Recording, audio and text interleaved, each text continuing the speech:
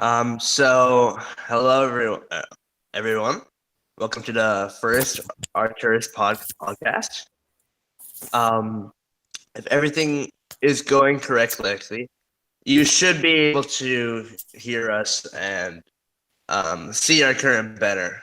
So, just for reference, today we are going to be talking about the Ultimate Goal game manual. Hello everyone. And then welcome to the first. We are going to be talking about everything is going correctly. We're going to host a trivia. You should be able to hear us, and we're going to host a trivia on Kahoot. And after we talk about the game manual.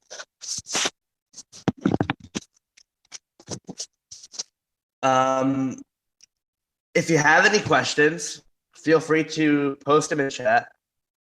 And the echo should be fixed now. So, yeah. If you have any questions, just post them in chat. We'll answer as fast as possible. So let's actually get started with the event. So let's review game manual part 1 first, and then we'll get to talk about game manual part 2. So, yeah.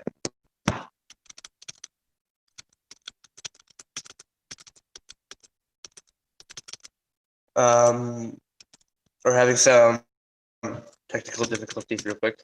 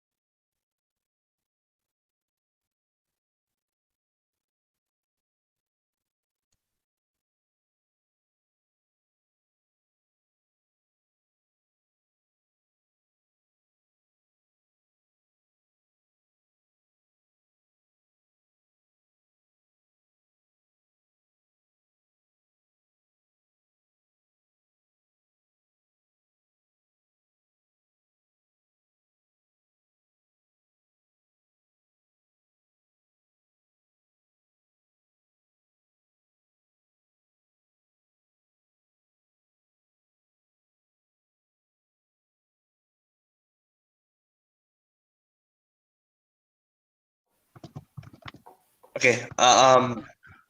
We think the technical difficulties should be resolved now. So,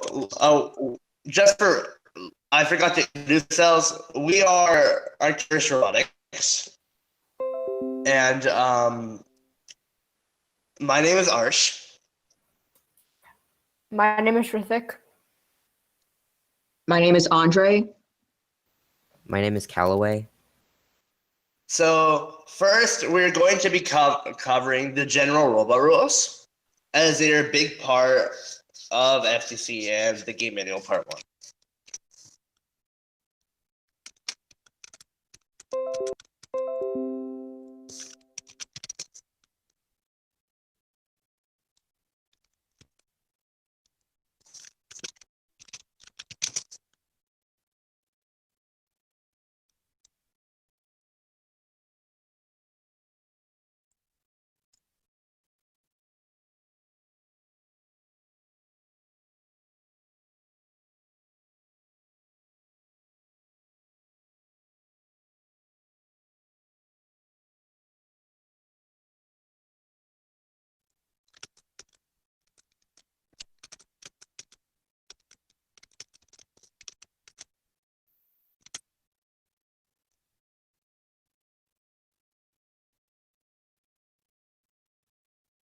So let's first talk about some illegal parts.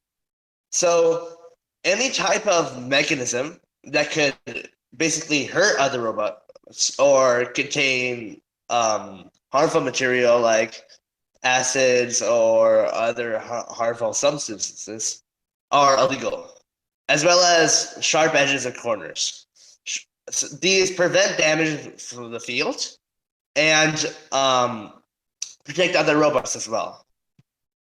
So most of those devices are banned, as well as hydraulics and vacuums.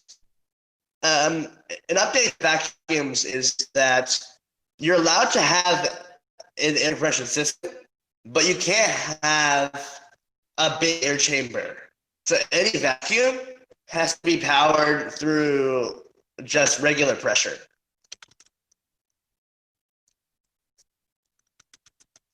Then about some basic electrical parts and other material rules.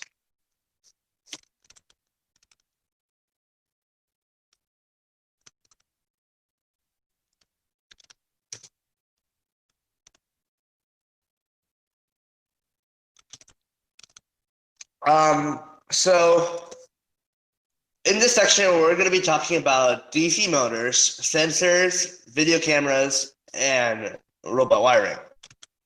So some things to keep in mind are that not all DC motors are allowed. Only certain amounts are allowed. And the only ones allowed are a Tetrix. Most of these motors are 12 volt and direct current.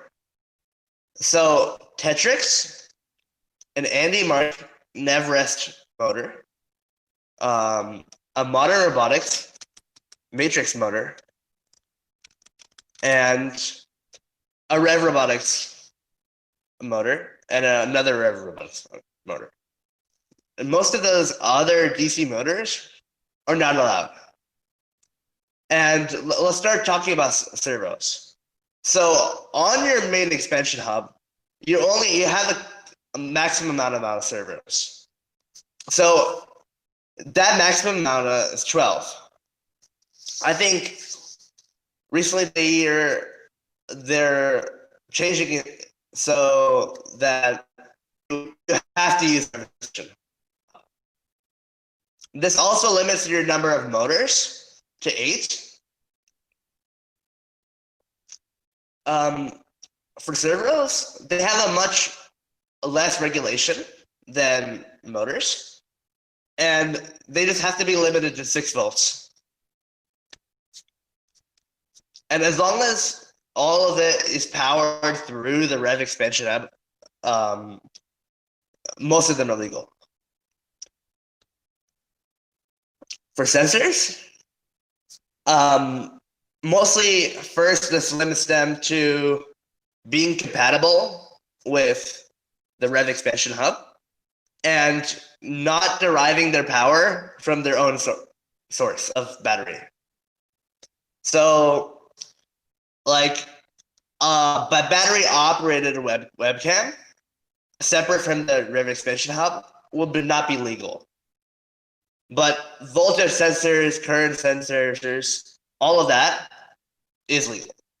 Some examples of what sensors can do is, for example, last year we had to detect a block. One was black, others were yellow. We used a color sensor and then determined which one was black and then picked up that one and scored with it. So sensors are really versatile. Generally, we're going to be talking about video cameras next.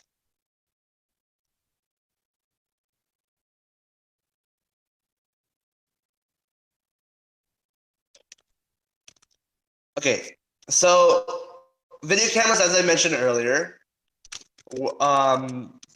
have to be battery derived. From Rev expansion hub. They cannot be have their own battery source. So, and you can use webcams, especially for challenge, for the autonomous. Using Vuforia and TensorFlow, you can make a vision detection algorithm which will just basically measure and detect where the wobble will go in this autonomous. So that's what usually the cameras are used for. And most USB cameras are allowed because they get their power from the rev expansion hub.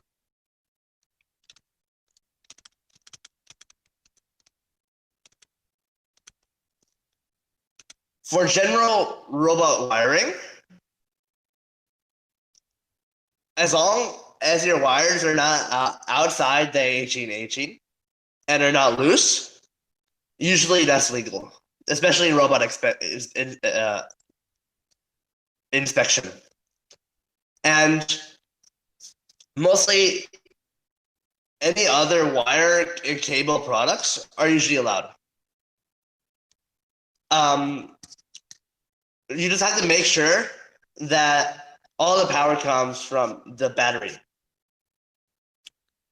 So the game manual goes over all types of wire cables which you can use, but generally you can use most wires as long as they're insulated and properly managed in general. So there are also regulations on software. Most of the software is regulated in how your phones will run the program. In terms of coding, you can use Android Studio, a text-based Java platform, or Blocks, a block-based Java platform, and probably another few. But there are limits on what apps your phones can actually run, and what your Red Hub settings. So we're going to talk about that real quick.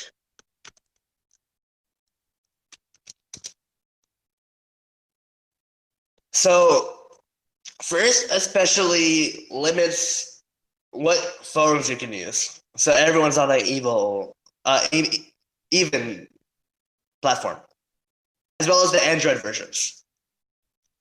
This limits processing power because things like complex algorithms take more processing power, and newer phones have higher processing limits. So that's why first limits them. Motorola Motos are usually allowed as long as they're 7, the Android version, 7 or 6. You have to look into the rules on the screen above to really understand what the specifics.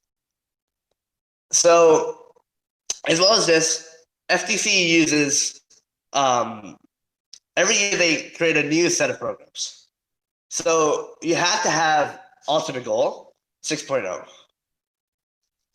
I think we might get into specifics later. Okay. Now we're going to be talking about other things in robotics in this podcast as well. The engineering notebook, the portfolio, and the many different award categories. So this year, you might know that they changed the engineering notebook rules a little bit. As well as they added a new category called engineering portfolio. Okay. Let me pull it up.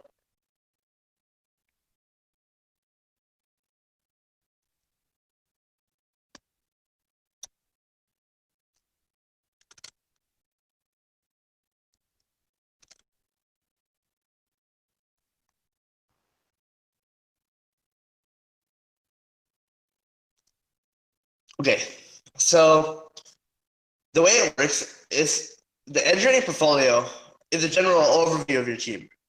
That is required. So I'll have things like team summary, finances plan, sustainability plan. It's and basically other things basically about your team. So this will include A sustainability plan is basically how your team will continue to sustain if all your members leave. How will you continue getting new members, new faces, new opinions on the team? A finance plan is basically how will you allocate your funds to properly utilize them in the season? Will you spend 50% on robot parts, 50% on outreach? Generally outlining that. Those are two essential parts of the engineering portfolio. And there is many other parts of them as well. But in general, a main category you need to have for the engineering portfolio is your team name and number present. Those must be available for all engineering portfolios. Now this year, they're making a change to the way how the engineering notebook works. So what we want to do is that the judges can offer to look at your engineering notebook after they review the portfolio. No other way. So directly, you do not have to turn in your notebook. Only if the judges want to see it. You should still have it. As well, because it organizes your teams and documents in general. But it's a thing judges will ask for later, not front up. There are also many awards this year, and each award, depending on its magnitude, will get you in a different place in a competition. So I'm going to pull up those now.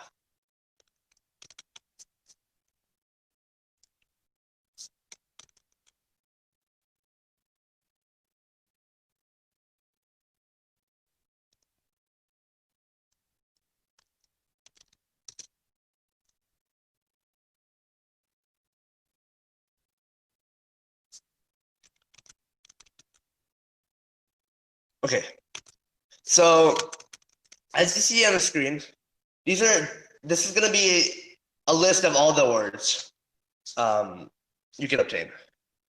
So big thing this year is a control award, because especially as we go into remote, not everyone has the best recording software to showcase their robot. So control award will be very valuable this year because the structure of your coding and the simplicity and complexity are important to be judged. So you basically submit a form for the control award. You want to list everything your robot can complete in the autonomous. If you have a half autonomous, that's okay. If you can't complete everything. If you have a full autonomous, that's awesome. You can complete everything. You just want to list everything that your robot can do in autonomous. Then you want to list the sensors. For example, our team last year used a color sensor. In this category, we will list down. We use a color sensor to detect the color of a block. Then key algorithms. You want to basically describe what algorithms really are essential to your robot. For example, if you have a special way you program a cannon and you feel that's very essential to your robot, you would detail it on the key algorithm section. If you want to showcase your complex vision detection algorithm for your autonomous, you would list that in the key algorithm.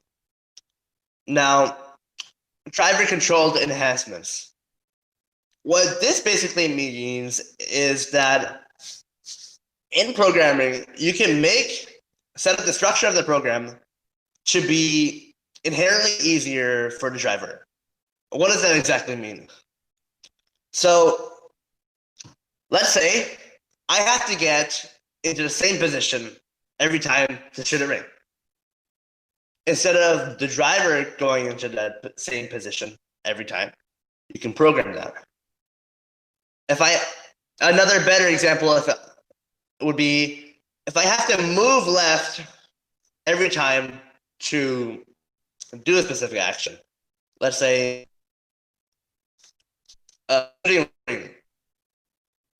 programming that will make it much more easier for the driver, because on your controller you can press the button and it'll do that automatically.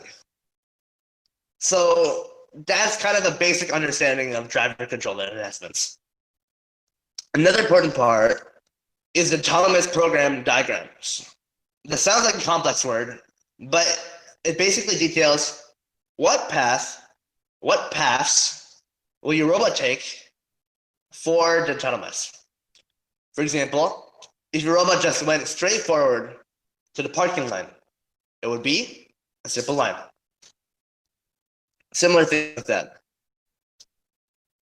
And we have the additional summary. Those are just anything else you want to highlight in your program, you add there. Detailed information, and you can organize it any way you want.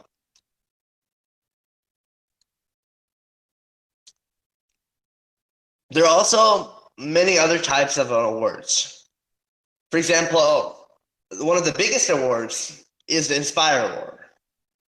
Inspire Award basically means that you were a top contender in all core categories: outreach, robot, and Android notebook. It guarantees a spot to go to the next level of competition. So Inspire basically means out of all the teams there, you were contending in the top categories. Now, let's go back to these three categories. There's also the award. If you were number one in the Android notebook and you're judging, and you had a very detailed Android notebook and portfolio, which detailed everything, you would get the Think Award. Now, in outreach, it separates into two major sections: more first related outreach and more general outreach. One of them is the Motivate Award. For the Motivate Award, it just means that you have to really excel at spreading STEM at first in your community and supporting your community in general. You can do these through events or anything else. Now, the big part of this is the robot, but more specifically, the robot game. How well did he score in the competition? So the way FTC works, it kind of varies from the levels of competition. But in general, you will play a few matches, rounds of matches. Then your points will be recorded. Your win-loss record will be recorded. And a top five teams will be selected as seeds. So basically, in the final tournament, every team has 3 robots, and they will compete for first place in the robot game. It does sound confusing, but it makes much more sense if you were at the competition. So players can pick each other as a strategy, pick robots which are most compatible with their robot, or vice versa, to form basically the ultimate team. And getting first place, second place, third place in the robot games also basically guarantees you to the next level of competition. So all 3 categories of FTC are very essential to the structure, and you should focus on all of them. So I've been going on about Game Manual 1 and all the rules and regulations. Let's talk about this year's game, especially the scoring. So let's go to the scoring of the autonomous period now.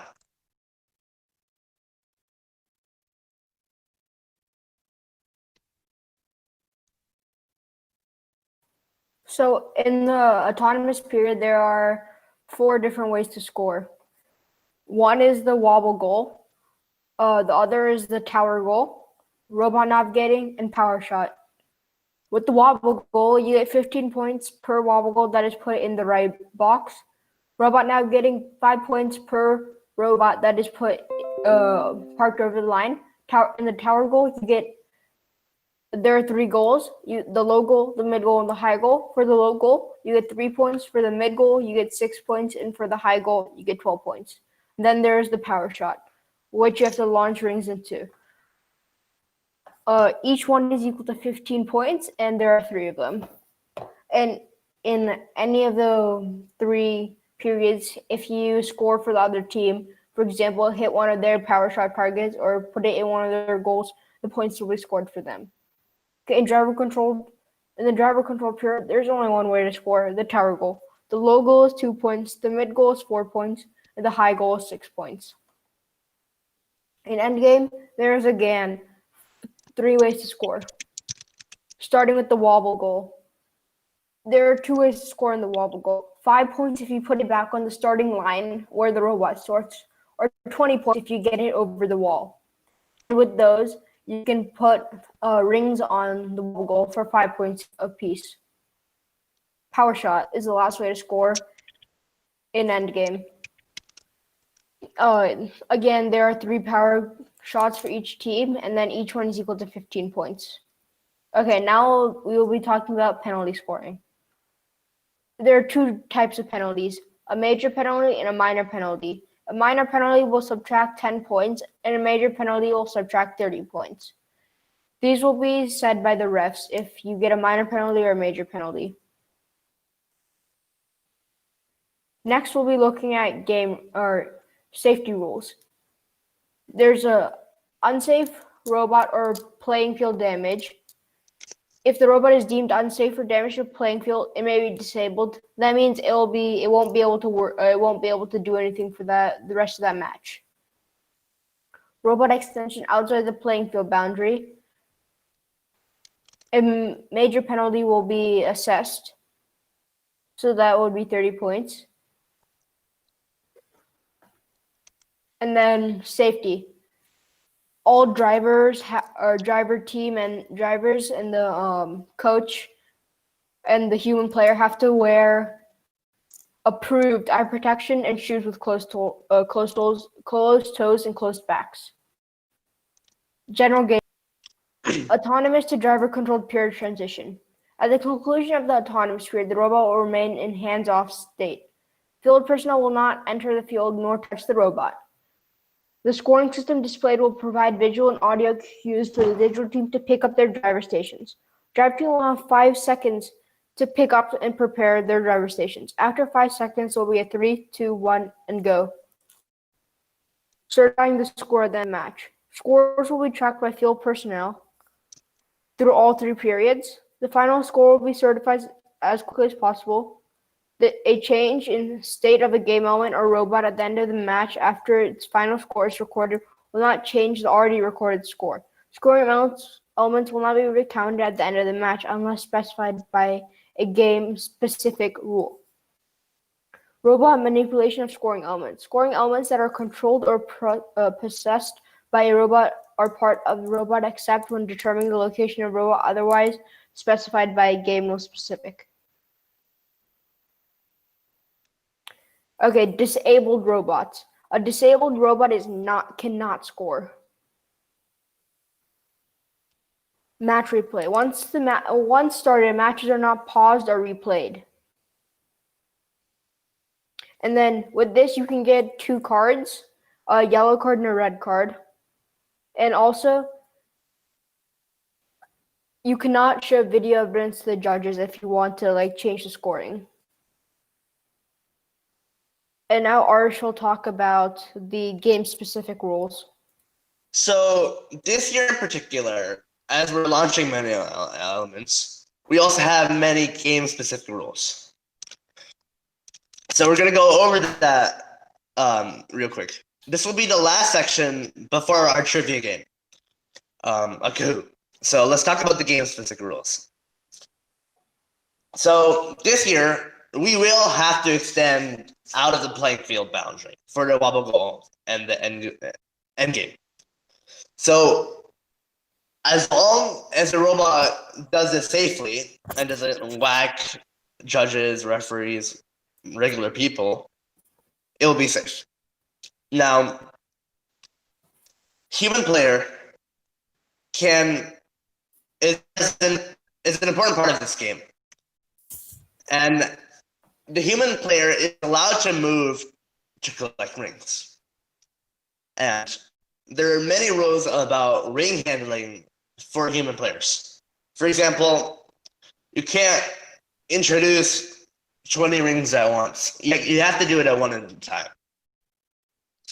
And you have to do it using the return track. So in this year, they have a special track where the human player can put a ring and it'll slide off, slide into the field, and basically roll to an Arcturus robot.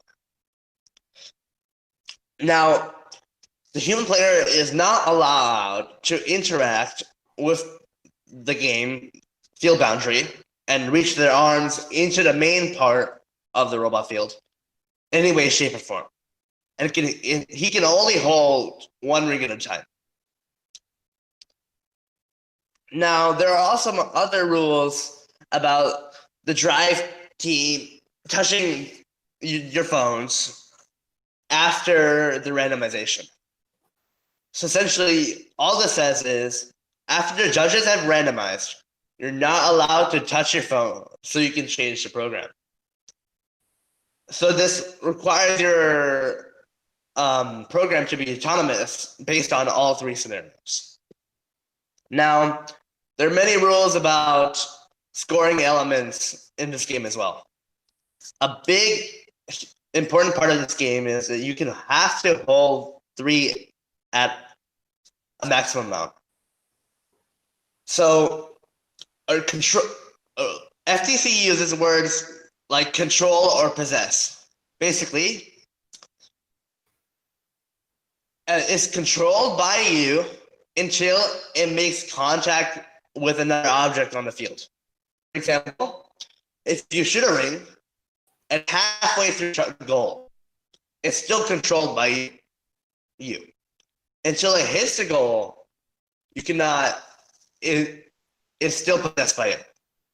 So using this wording, you can only have 3 controlled rings at a time.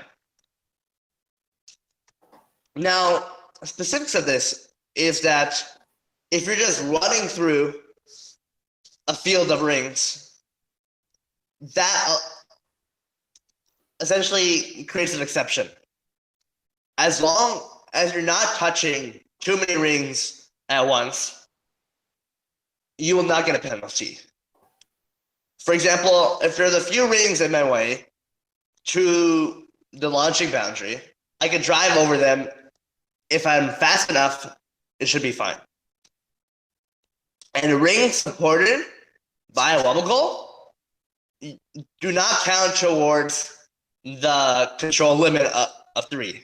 So basically, if you put 20 rings on the wobble goal, those 20 rings do not count towards your limit of 3. And you can only possess 1 wobble goal. There are many other rules regarding which kinds of scoring are illegal. So, any ring launched over a wall, which isn't the tower goal wall, will receive a penalty. For example, if your robot starts shooting on the left or the right, or towards places where you can't score, those are minor penalties. And launching wobble goals are not allowed. And this will be a major penalty. Now,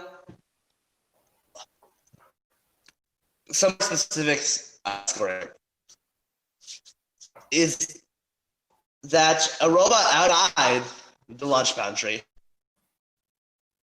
and that launches a ring towards the tower would get a major penalty. Basically, they will give points to the other team. And similar power shots. So that covers our overview of both game manuals.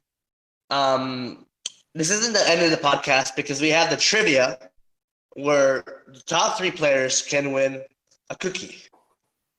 Cookies in PNG format only, but it's still a cookie. We also have other topics to go over. Yeah. So right now, we're going to set up the trivia real quick. And it's a Kahoot code. We'll post in the chat, and we'll be streaming the actual Kahoot questions. So give us 30 seconds so we can set that up.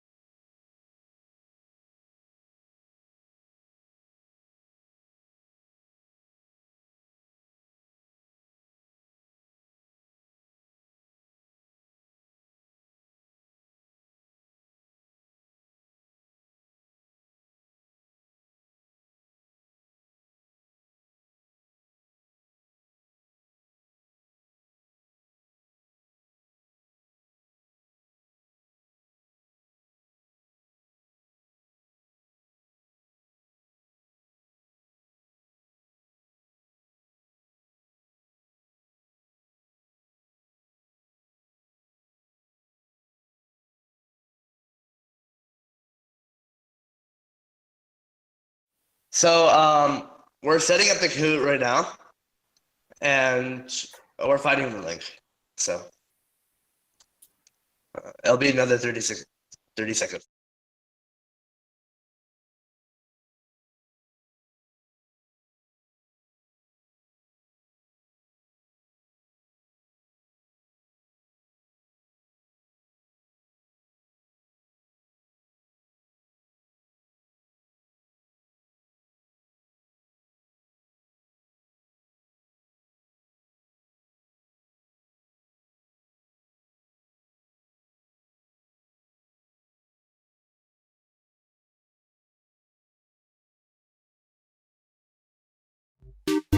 So this is the Kahoot. We're gonna copy and paste this is the ultimate goal trivia. And I can we're gonna send the copy and code. paste the Kahoot load. Just tell me when code to send in it. chat. Like right now. I can do it. I already did it. Okay. I don't see it. But you can do it, yeah. Go.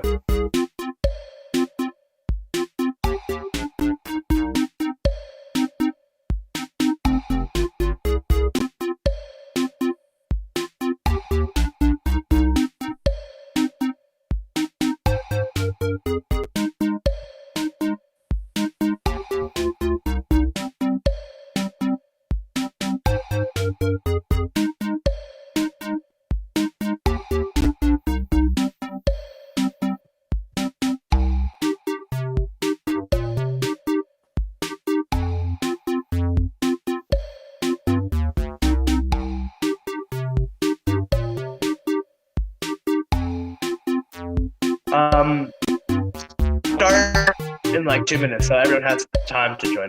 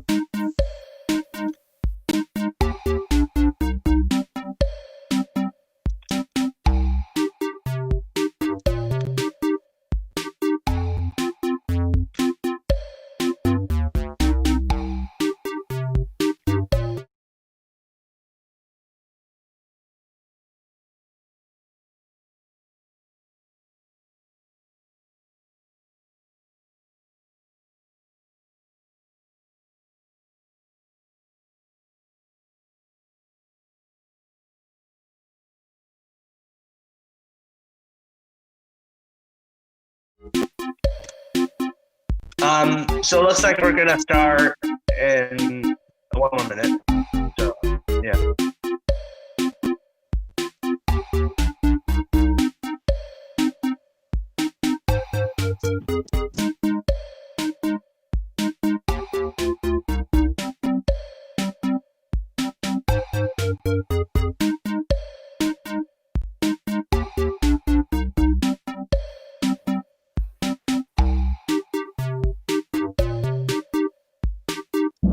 Okay, so let's start it.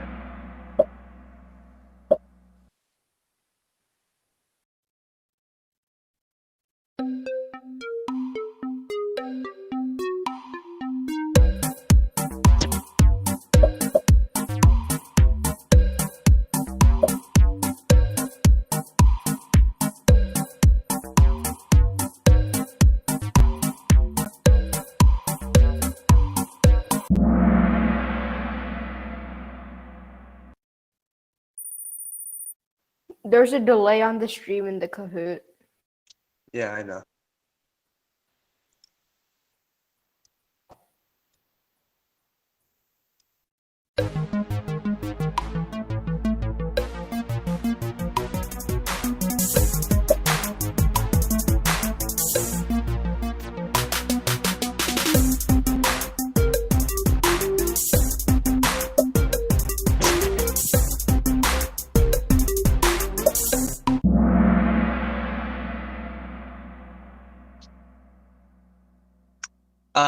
This year, officially, we're not giving them directly.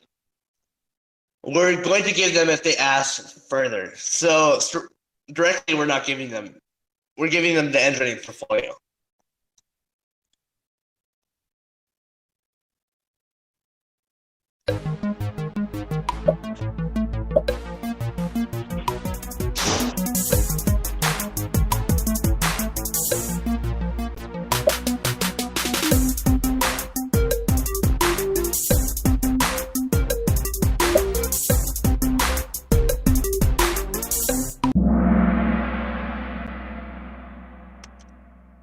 Oh yeah.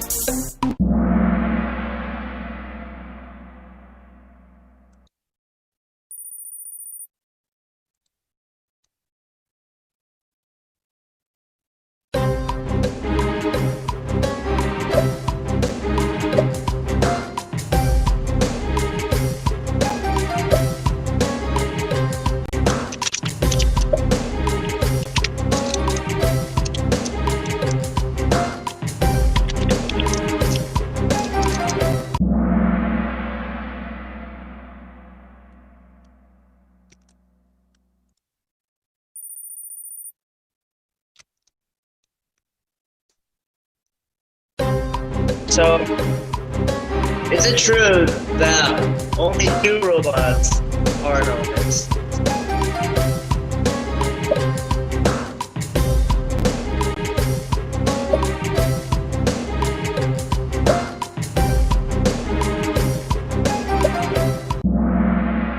Okay.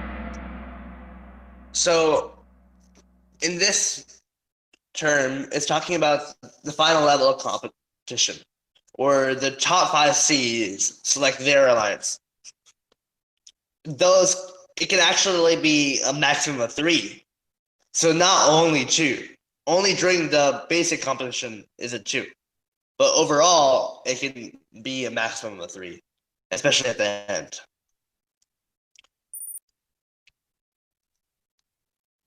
So this question is, how many awards are there, including optional ones?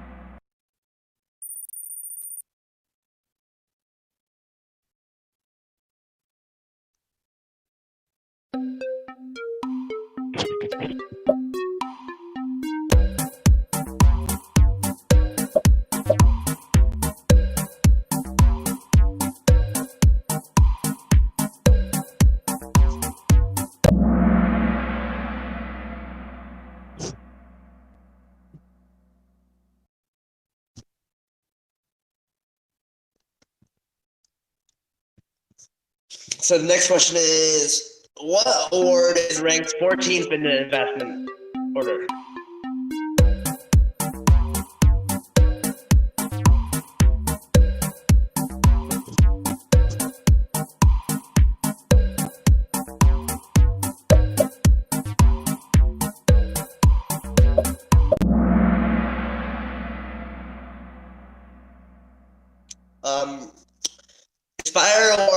is obviously the first one, but in order motivate and other core outreach award are usually lower ranked in the advancement order.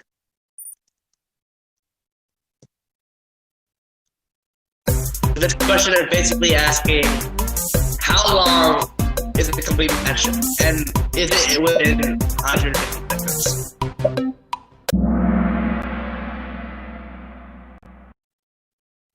This is a little bit of a quick one.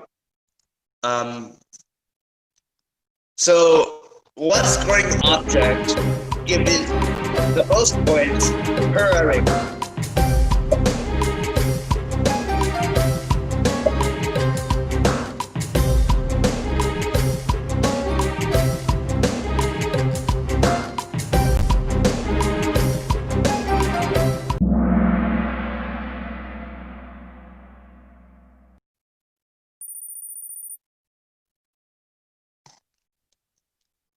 What is the maximum weight of a robot in this season, in particular to Brisbane Challenge?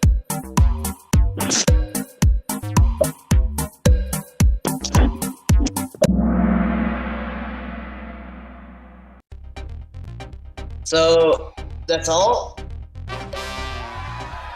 Top 3 players are going to be on the screen in like 5 seconds, or how long the delay is.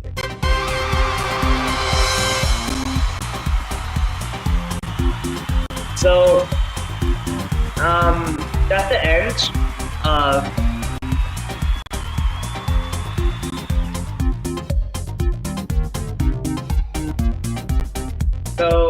the end of the Kahoot.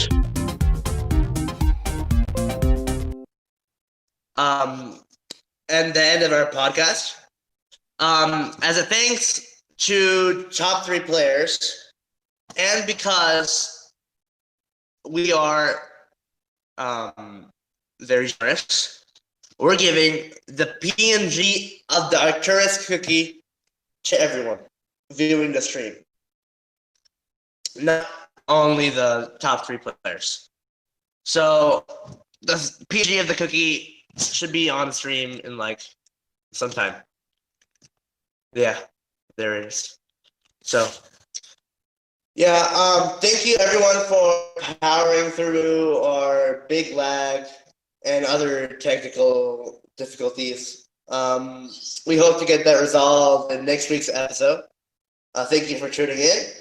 And that is going to be the end of the stream. We're going to stay live for another 5 to 10 minutes for any questions. We might have not covered every concept clearly or explained everything in detail. So if you have any questions, you can post them in the YouTube chat. Thank you everyone for coming.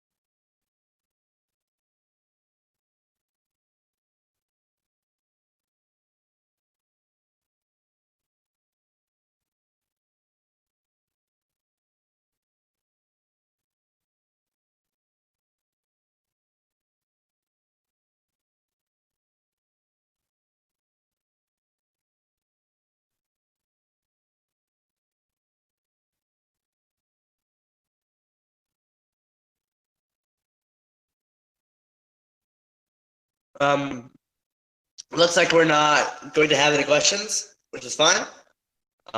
Thank you for everyone tuning in and helping us for our first podcast series.